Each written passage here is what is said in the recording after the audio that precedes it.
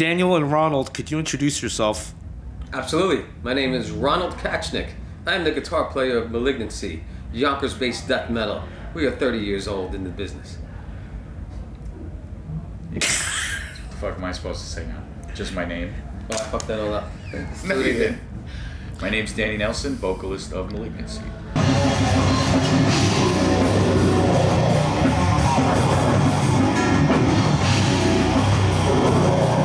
Should I be looking there, or should I be looking at your head, Bill? You could be looking here because I'm not part of this. Yeah, No one alright. wants to see this.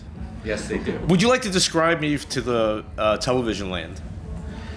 Bill looks like the classic 1985 thrash metal head from Yonkers, New York. Yeah. Long hair. Bad attitude. And Awesome liver. likes ice cream sandwiches. Yes, and boobs. Let's not forget titties. Do you want to explain the ice cream sandwich comment? Yeah, so I remember at Roger Buzard's, after leaving a strip club one night, you needed a fix of sugar. And you demanded some ice cream sandwiches somehow. We were in Walmart and you bought a whole box. And then you started eating more than one in the back of my truck or the van. That's all I remember. Well, what you don't remember is some fell under the seat and were discovered by Roger, who was not happy about it. No. But all right. So now people can know that we know each other, and you can answer as Yeah. friends. Yes. But you still have to maintain your posture for the death metal community. Tonight you're playing in Texas. You're from New York. Daniel, when you talk on the mic, will you be using only one-syllable words? No, I will be using many syllables. And words that people may not understand. But most of what I say is about penis and vagina, so I think I will have the crowd in the palm of my hand tonight. It's about vagina. How many of you have touched a vagina? And if you haven't, get into another style of music, because you're not going to get laid in metal. Not at this show, anyway. But that's okay. Be hopeful. I would. I'm still a virgin. This is Virginity Incisors.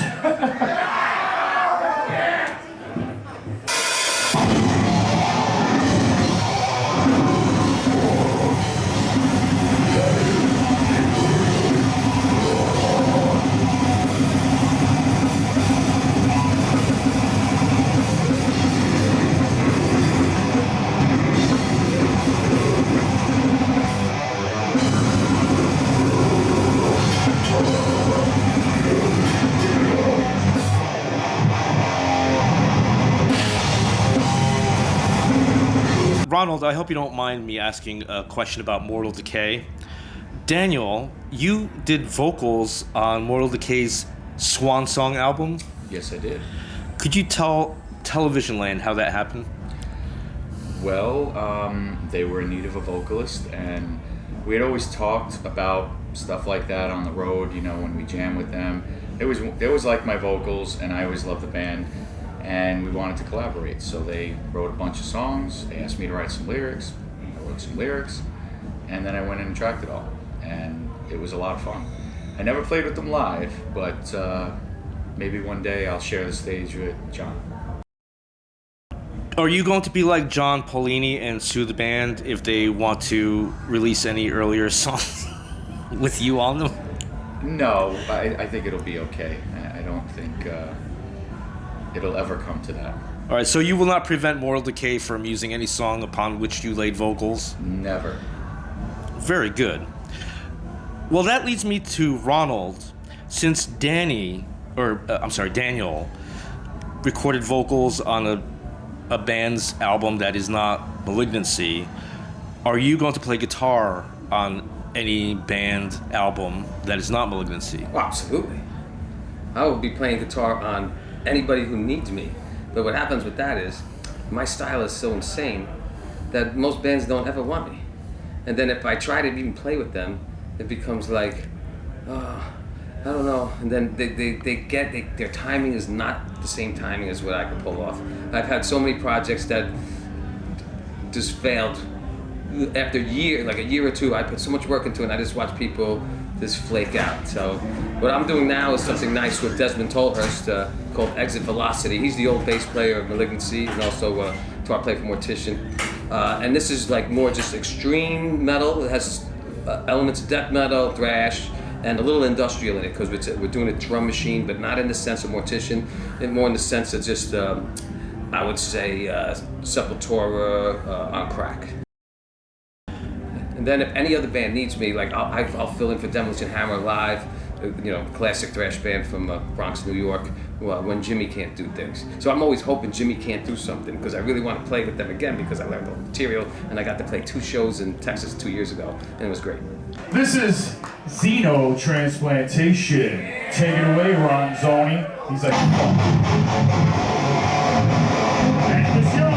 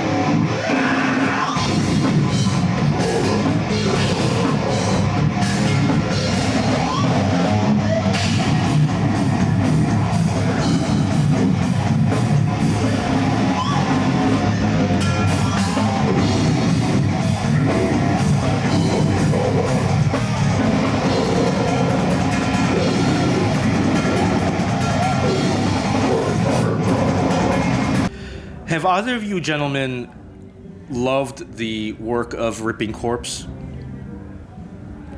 Have you ever heard of Ripping Corpse? I've heard the name, but I don't own any. He's a late bloomer. I was there when Ripping Corpse happened. But in the very beginning, I'm now starting to appreciate what they brought to the table. Musically, they were always cool. I was just a little weird on the vocals. I don't know why, because the vocals are great. But when I was a kid, I was just like an idiot. I mean, I'm just an older idiot now, but it took a long time for me to come around. So I always loved their logo, and I wish they got more attention because they deserved it. If you and Scott Ruth got into a fight, Daniel, who would win? Who's that? The vocalist of Ripping Corpse! He would definitely win. Well, this was actually a question for Ronald, because the guitar player of Ripping Corpse loved guitar. He made his own picking style, and he confided in me, these are the days when hardcore hated metal. Hardcore bands did not want anything to do with metal, but he said that they played a couple of shows with hardcore bands, because promoters back then thought they could double the audience. No matter how many fights broke out, it was worth to the promoter to sell more tickets. Mm-hmm.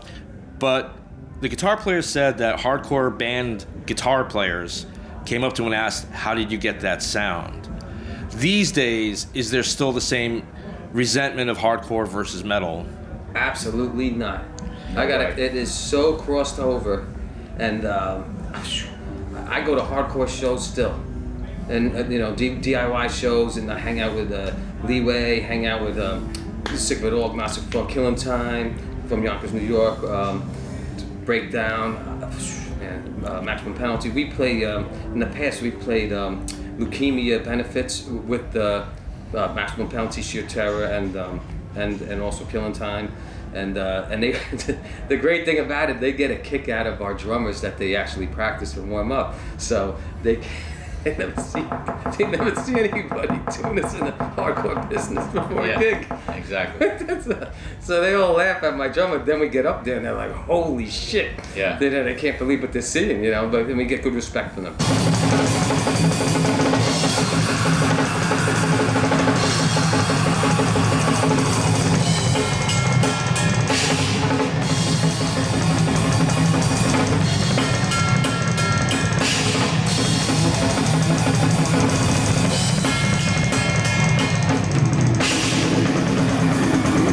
you also listen to Robert Fripp and My things favorite. totally outside of metal. But would hardcore people embrace Malignancy, do you think? All right, well, I'll answer that since he's trying to fucking eat up all the time, as always. You can't turn him off. That's it. It's over. He's got the Coke, then he's going to get the beer, right? Cola. Cola. Yeah, no Lehigh Coca. All right, so when we started, before Ron joined and made us an actual band, we did play with all of our shows were with hardcore bands. That's all we could get. So we would open up for all these crazy hardcore bands. I mean, we played in Brooklyn under a bridge with, I don't remember who, but a big hardcore band. It's probably Sick of It All, one of them, before they hit. And we would always have to battle for acceptance with the crowd. And then by the end of our set, they'd like us, and then we'd be over. Come to the next one. So it was cool to kind of, I mean, New York crowd to begin with was always a pain in the ass, you know, arms crossed, fucking angry, thinking, you know, prove yourself to me kind of bullshit. It's still like that, but not as bad, especially if you're playing Brooklyn now. It's a lot more laid back and kids get into it like crazy. But then it was like that. So you had to kind of earn the respect. And then once you got the respect, you were in. And, you know, we were all partying. There was no fights. This was like early 90s. You know, those mid 80s, late 80s, like hardcore versus metal shit, that wasn't even happening, you know, 10 years later, thankfully.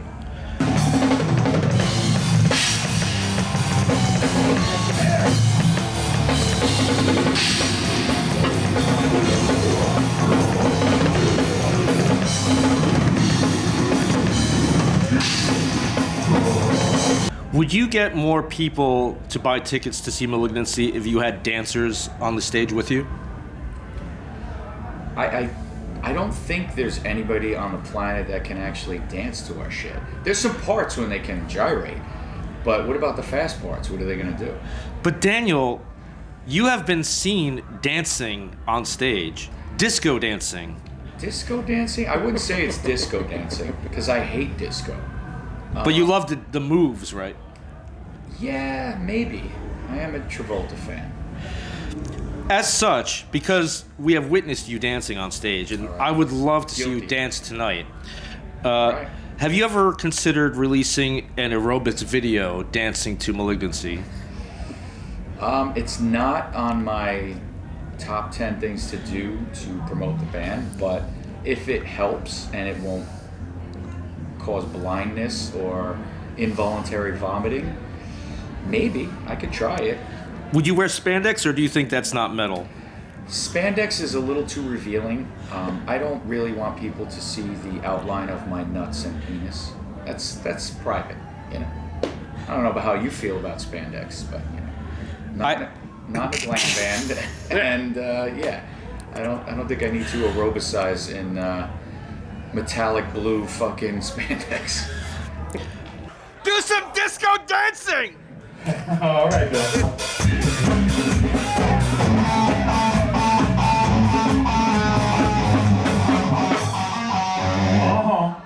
Debilitating morphology. Let's see some disco dancing out there. All your best. Bring it on, Travoltas.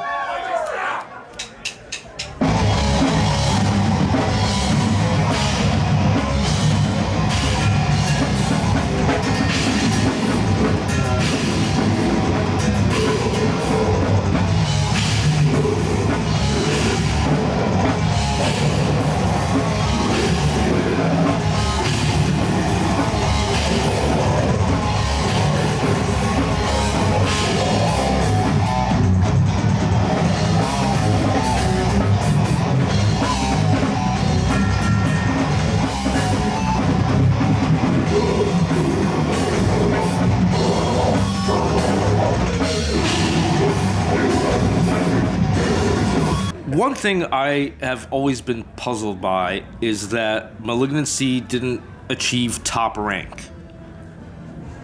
You've been at this for a long time. You have an unusually gifted guitar player, Yes. and your vocals are beyond brutal, Daniel. If I may call you Daniel. You already have been the whole interview. All right. I just needed validation. That's fine. I'm here to give it. But what happened? Why have you not been celebrated as one of the top 10? I guess because we hang out with the top 10. That's maybe they don't want us to. I don't know. I have no idea. I tell you the truth, it's hit or miss. Yeah. You know, we don't have any commercially. We don't really play too much. I would say a groove part for a long time where people could bang their head. And most of the top tier death metal bands have big time groove parts. MO, Suffo, Obituary. They all have that groove. Where Malignancy will give you a groove for maybe a minute. Not even a minute. I mean, 10 seconds, and then we go into like chaoticness. It definitely is a hit or miss thing because when we came out, death metal was already on a decline. So we were a demo band in 92, 93 trying to build up, and all the death metal bands were getting dropped because new stuff was coming out and labels were just saying, fuck that, we're going with what's popular, because that's what labels do, unfortunately. So we couldn't secure a label deal, and it took us, I mean, shit, Ron joined in 95, we didn't put out Intruder until 4 years later, thankfully, because our friend Rich Lipscomb that was running United Guttural, rest in peace, brother, he gave us a chance, because he went on the road with Mortician, and he was like, yo, dude, what's up with Malig? And Roger was like, I don't know, you want to sign us? He's like, yeah, let's do it. So we were one of the flagship bands for United Guttural, and it was excellent. And we finally got our chance, but as Ron said, we don't play stuff that is easily ingested, so to speak. It's very thought-provoking music. It's sometimes very difficult to wrap your head around, I would say. And a lot of people say we're technical. We are. We have technical parts, we have brutal parts, but we're not the new term tech death. I don't think we are. We've always said we're technical death metal, but we're not the tech death of today. No. You know, a lot of that stuff is a lot cleaner. You can hear every note. You can hear every note with his, what's that new jam you're jamming? Oh, Mike Kemper Profiler. Yeah, he's got this new fucking head like that's amazing. And yeah, so we're still dirty and brutal, but you can now hear, you got some clarity with notes. We do more grind now, because I like playing fast, real fast. Yeah, he does. And I think that's gives us a whole nother thing. We're like the Uncola, you know, the 7-Up of death metal, I always thought we were.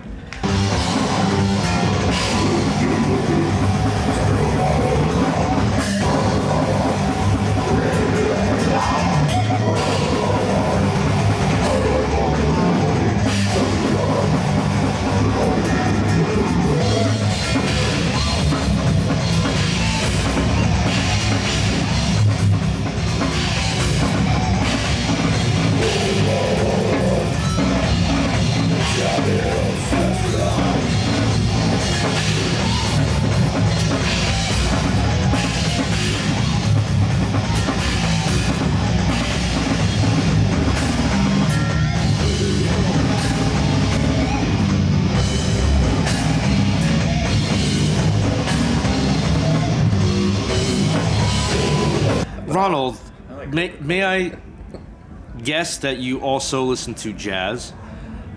I do, but not on the regular rap. What I would do is I wouldn't buy any particular artist. I would just listen to the station WBOG, and they would play all kinds of different jazz and blues all day long. And I listened to that for 4 years straight and cut myself off from metal. And it's good because then I don't have any outside influence, you know, any metal outside influence. I'd rather have it from all different other music. And the blues I really got into for a while. And then now, since COVID is like past, I've been listening to metal again. And I know all the new bands and what's going on with the new hardcore scene and the new metalcore scene. And it's weird because now like the hardcore bands play death metal, and which they call hardcore. And then what they call death metal now just sounds more like slam or hardcore to me. It's getting like reversed. It's getting all kind of crazy now. Well, the reason I asked is when I took a music appreciation class, I was forced to for my college degree.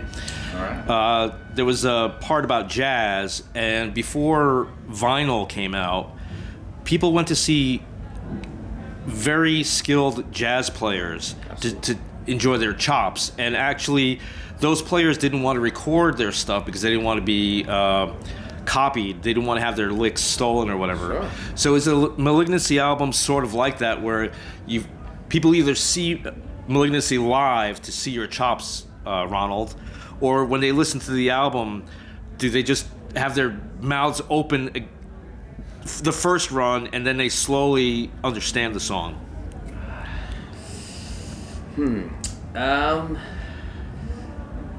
This one's a tough one. You could be modest. Say you're the best. No, I don't want to say the best. I'm humble. I listen, but I would listen to Chick Corea, Dave Brubeck Orchestra, Herbie Hancock, Miles Davis, and I do have a jazz degree, and I didn't even know I was going to do it. I played in the orchestra, so I had to do that in college. I got music, it was fun. Is it in me? Yes. My favorite guitar players: Alex Skolnick, Robert Fripp, Randy Rhoads, Eddie Van Halen. I guess that when you like the best, you try to sound like the best, but I don't hear any of that in my playing.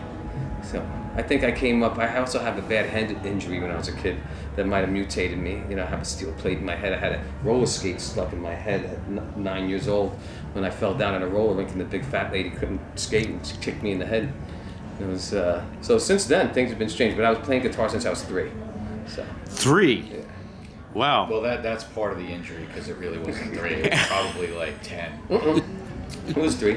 You weren't writing. You weren't writing anything good at 3. I didn't say writing. I said I started playing. Oh, he started playing with himself when he was 30. No, I have my first guitar at 3. I have a junior guitar.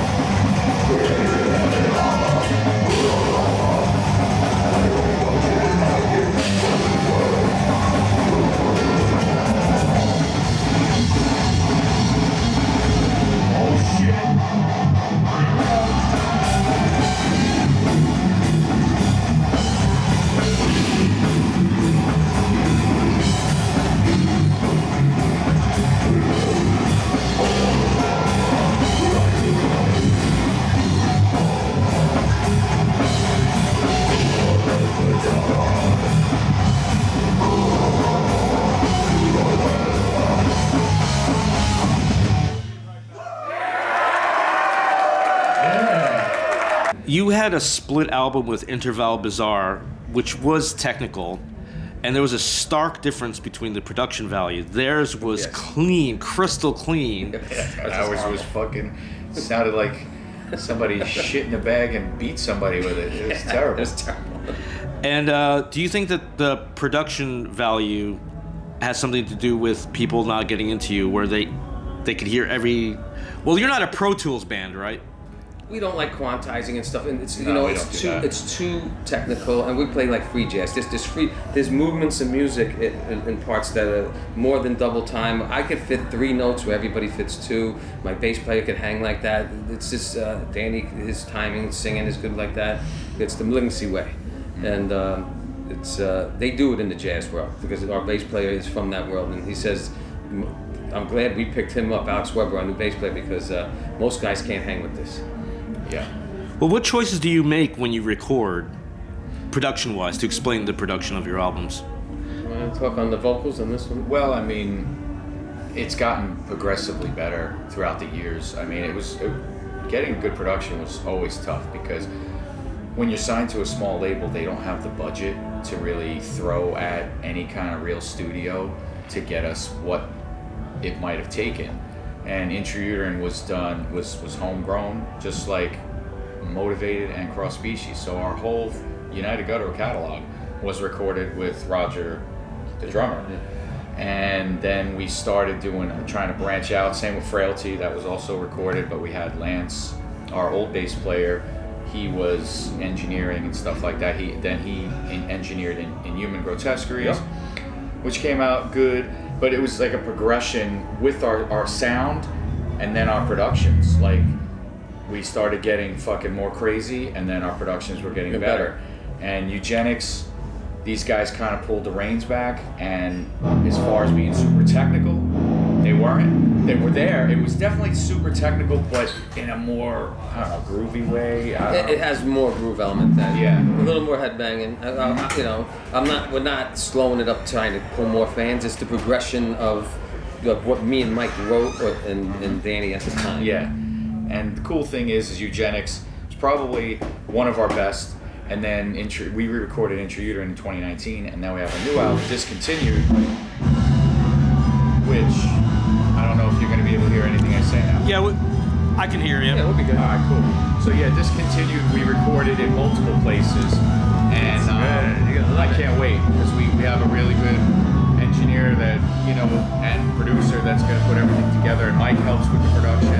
So we're really looking forward to it. We got a mix of one song, and we're just going to go from there, and hopefully it'll be out in the late spring, early summer. It's gonna be the big one.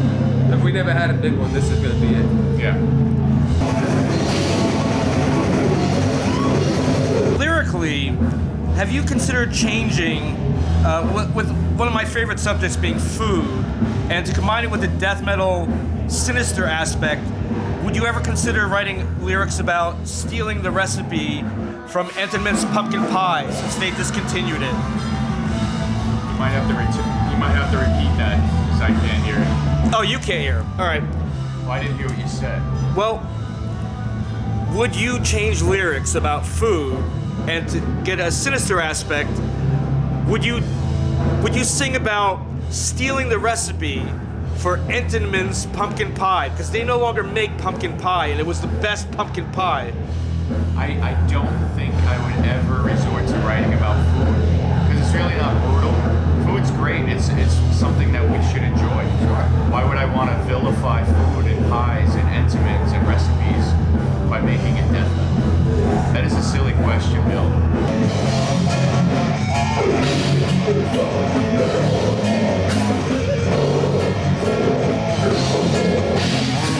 Getting onto a more personal question. You can sit down. No, I'm fine. Okay.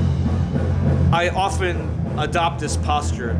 If you could describe it. Oh yeah, he's bent over looking like he's gonna get fucking rammed up his poop chute. Yes. Yeah. That's a special treat after the interview. Yep. Well, lifestyle choices. May I start with you, Daniel? You were trained as a graphic artist, Yes. but in keeping with the dirty jobs theme, where if we only knew that these jobs that are considered dirty jobs are actually the best jobs, may I say that you're a landscaper? I'm not a landscaper. No. Manscaper? I do manscape my own nether region, yes. What is your current work? Right now I'm doing HVAC work with a friend of mine, helping him out in his business. And it's great, it's physical, but my old body should have done this earlier because now I'm in pain all the time. So yeah. And Ronald, you work in the sewers. Absolutely. And you're going, go ahead. Subterranean engineer. Yes. And you will be able to retire very soon. 5 years away, baby. And then pure music and cooking for me. Soup kitchens, whatever it takes. I want to help people. I'm gonna leave. I might also do dog walking for free at the animal shelter. I got some things I'm gonna do in retirement, besides, for the community, give back. Besides playing music. But playing music, I'm gonna definitely put out more stuff. Malignancy, keep it going. I want to have another project. I want to get back into hardcore rock and roll. I really would like to play something more to the lines of like Pat Benatar or like Royal Thunder. I love girl singers with rock and roll, so. I got plans for 5 years, yes.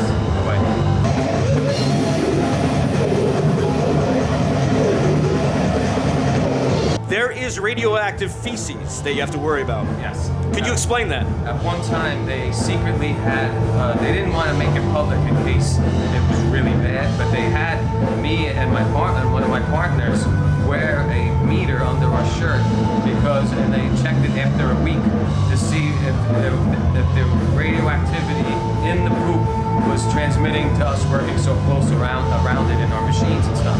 And thank the metal gods that it was the readings were super low. super low. It was pretty much normal. And I There was a tinge, but you know. I jokingly said that you inhale a lot of harmful gases down there. Unfortunately, we do. And you said that it might cut off 10 years from your lifespan. It could very well, yes. Could you tell Television Land about that? Yes, I mean, the life of a sewer worker, even if you're a licensed operator or a maintenance mechanic, you're working around H2S, methane, NaCl, which is sodium hypochlorite, so strong chlorine, 30%, not your little 5% which is bleach. You're working with sodium bisulfite. You're working with polymers. You're working with sodium hydroxide, which is called caustic soda. One drop will burn right through you. And then the worst shit you're working with is sulfuric acid at 98%, and that SD4 fuck you up. You can't let that shit go near you. And all gases. You can't add. You can add acid to water. You can't add water to acid. You will blow up the whole fucking plant. Super dangerous job. You gotta know what you're doing. And I hope that they train better in the future, because I'm seeing the whole too many young people are just attached to the fucking phone, and there's no hands-on workers in America no more. And they better get with it, because there's going to be no one left. There's going to be no plumbers left, no electricians, no one to build shit. And we need skilled people that pay attention and not to the phone, because you will get killed.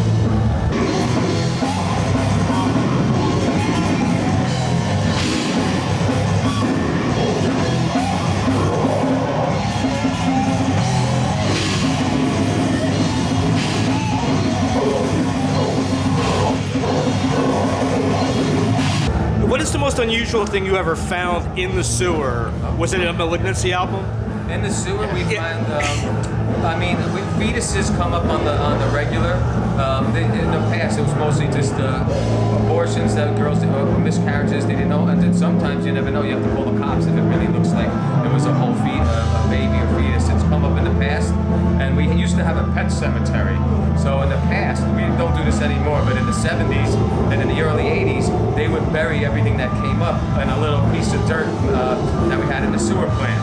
Until one day, when I was working there in the 90s, one of the old timers opened his mouth, and the detectives wanted to know what the hell was going on, had to dig up all this shit. So it's crazy.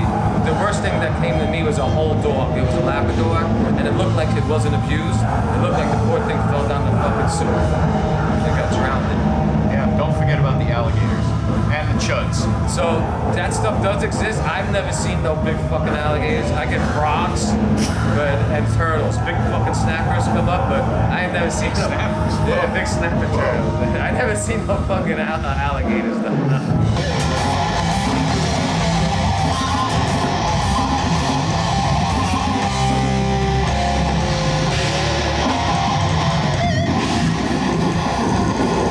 You are touring the country.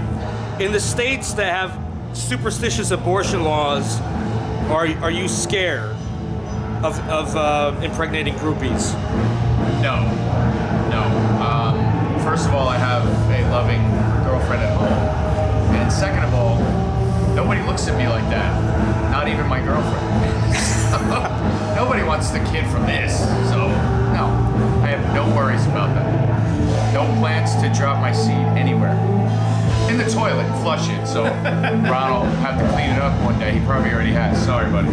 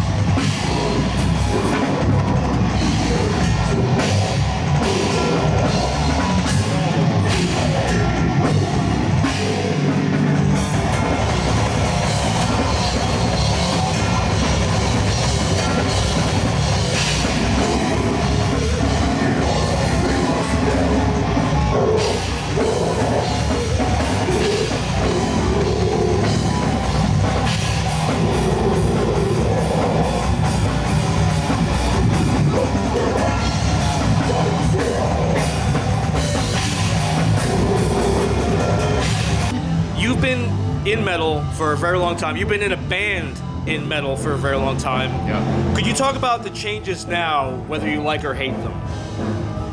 Well, I love that. I think Ron agrees that metal is more popular than it has ever been because of the internet and social media and things like that, and the new generation that's coming up. It's great. The one mainstay that I've had a problem with, especially in our scene, is that there's a lot of copycat, bands that come out that will cherry pick. They'll cherry pick what they want, put this band together, and basically just be a complete and total non-original form and get all the accolades. And it's quite irritating to me because there's so many bands that have done so much more and brought things to the scene that are needed, because you're always supposed to be fighting. When we came up, we had our influences, and there were the influences that we took, we held on to them, and we didn't always necessarily wear them on our sleeve, and we tried to put our spin on our influences. And I think a lot of young kids today don't understand or know that they can do that they can love a band and love a guitarist, a drummer, a singer, whatever, but then they gotta put their own spin on it, because that's what we need. We need fresh. We don't need reiteration, because that's all that's happening. It's just constant, the same old, same old, same old. And that's what killed death metal, besides the labels back in the 90s.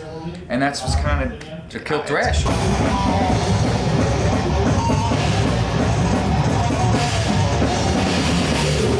There's so many great songs out there. I mean, we did cover an Atrocity song, which was, I thought we did a great job. I mean, they brought it to the table, and I actually brought it to the table for them, and they threw it back at me, and I was like blown away by how they interpreted it. And it is a Malignancy interpretation, and we kind of corrected things because there was some weird time shifting from the beginning to the end, but that's how a lot of bands were back then. Like, it would start off fast, but by the end of the song, it would be a little slower, because back then you had to play all the way through.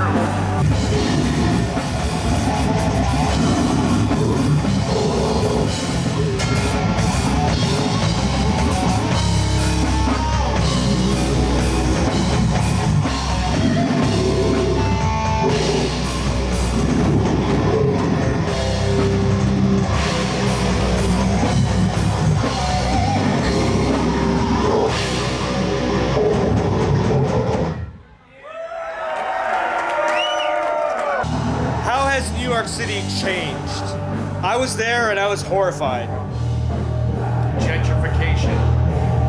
That's what happened. All the great clubs, all the great metal shops, all the great everything. Pizzerias even closed because landlords knew they could get more rent. So they would say, well, your 10-year lease is up, so guess what? We're gonna raise your rent so high that you can't pay it. So there's the door, motherfucker. We're gonna open an annoying fucking sushi bar, because we certainly need another one of those with a bunch of assholes that are already down there with their fucking collared shirts and their ascots and their fucking nice cars and their fucking, I guess, hot women. I don't know, they're not hot to me. And just walking around making it like, oh yeah, Manhattan is, awesome. Manhattan was awesome when it was dirty. Yep. And now it's just clean, it's prissy, and now all of a sudden there's more crime, thanks to bullshit that happened and all that stuff. But yeah, so now it's picture perfect, but then there's more crime. So now you'll get smashed in the head by some idiot for no reason, just for being there, or pushed onto the fucking subway tracks. So to me, the city sucks. I fucking hate Manhattan. I prefer hanging out in Brooklyn. Hell yeah. Because it's just cooler. Brooklyn. Better metal scene. Long Island, it's just better scene. I mean, it still embraces metal, whereas Manhattan, no. I mean, there's no shows in Manhattan anymore, unless it's a huge, only the huge only shows. the big shows, and then it's like, that's it.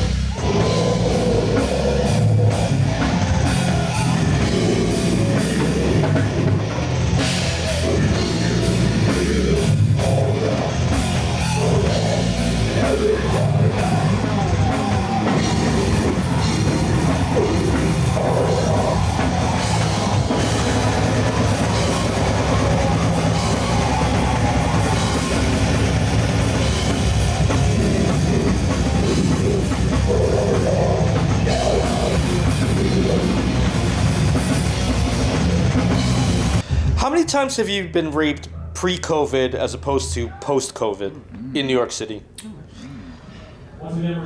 You were talking about crime, that's why I'm asking. I've never been raped, fortunately. I mean, it depends. I mean, you know, women technically can rape, but I think any guy would love it, unless it was a girl you weren't into. So.